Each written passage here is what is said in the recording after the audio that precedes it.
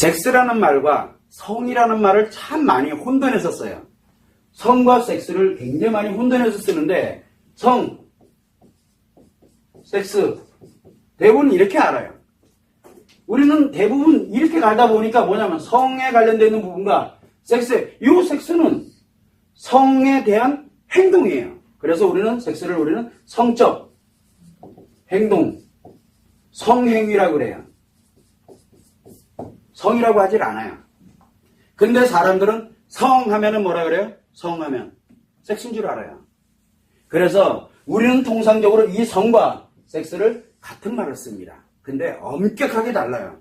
왜 다르냐? 이 성은 마음이에요. 마음. 여기는 행동이에요. 행위. 그러다 보니까 이 성에 관련되는 부분에서 항상 우리가 명심해야 되는 게 대부분들이 뭘로 해석을 다 하고 있어요, 지금.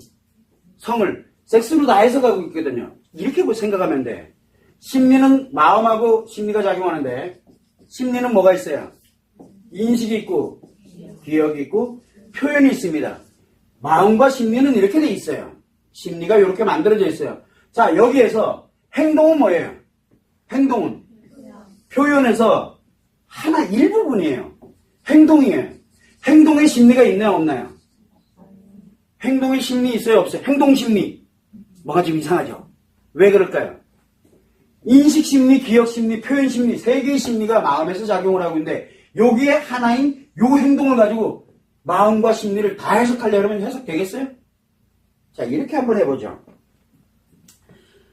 누군가는 말을 하는데 욕을 해요. 여기 욕을 하는 사람이 있어. 욕하는 사람이 있어요. 예를 들어서. 그러면 욕하는 사람은 왜 그럴까를 다 해석을 할까? 해석이 되나? 해석 안 돼요. 또 뭐가 있어요? 어떤 사람은 욕만 해? 어떤 사람은 자상하게 이야기를 잘해요. 자상하게. 이 사람이 자상하게 표현하는 이 말을 할 때 이렇게 하는 이유를 인식, 기억, 표현 가지고 이걸 다 해석을 해낼 수 있겠냐고요. 불가능해요. 왜냐하면 이거는 과정이고 여긴 과정이죠. 원인과 여긴 과정이에요. 요거는 뭐예요? 결과의 결과. 결과를 가지고서 원인과 과정을 해석해내겠다. 이건 불가능해요. 그런데 원인과 과정을 하면 결과는 정해진 수순대로 가요. 결과는. 그런데 지금 현재 나와 있는 현존하는 심리학이 뭡니까? 결과를 분석을 해서 원인을 찾아가려고 그래요. 불가능한 얘기예요. 인간이 기억이 얼마나 많은데. 자, 이 얘기를 왜 했느냐? 인간에게 성은 마음이라고 얘기를 했죠. 그럼 뭐가 있어요? 성인식이 있고 성에 대한 기억도 있을 거고 성에 대한 표현도 있을 거 아니야.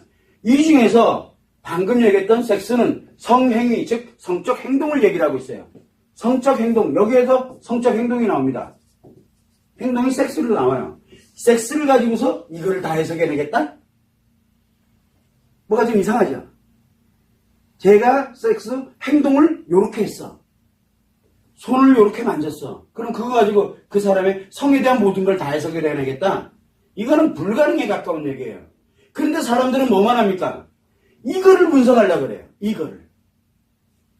성은 그냥 단순하게 성행동이 그 사람이 그런 행위를 할 때는 그만한 마음의 작용이 이유가 있어서 하는 거예요.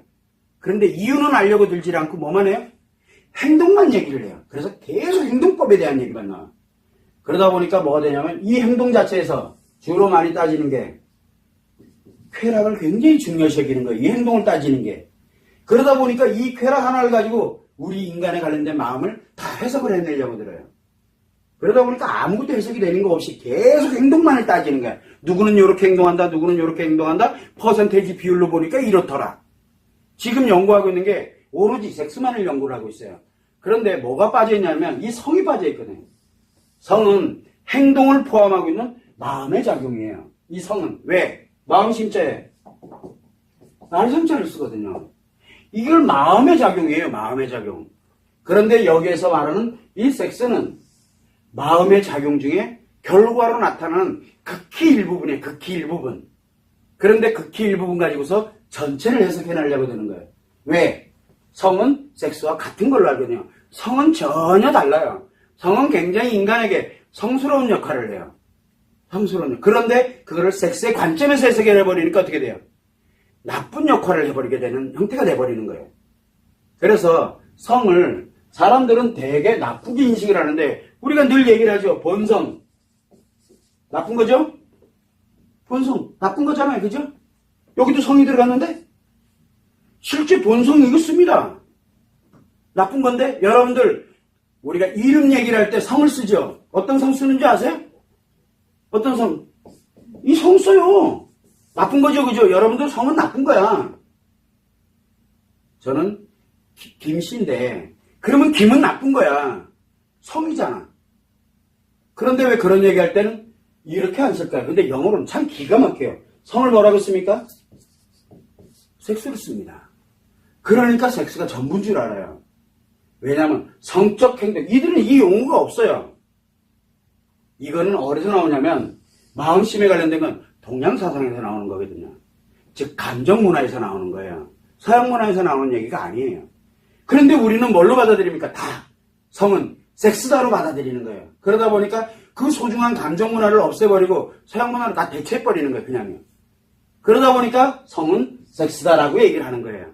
성은 나쁜 게 아닌데 섹스로 관점에서 성을 바라보게 되니까 정말 나쁜 게 돼버리는 거예요. 그래서 이 극단화 현상이 일어나죠. 쾌락 아니면 사랑.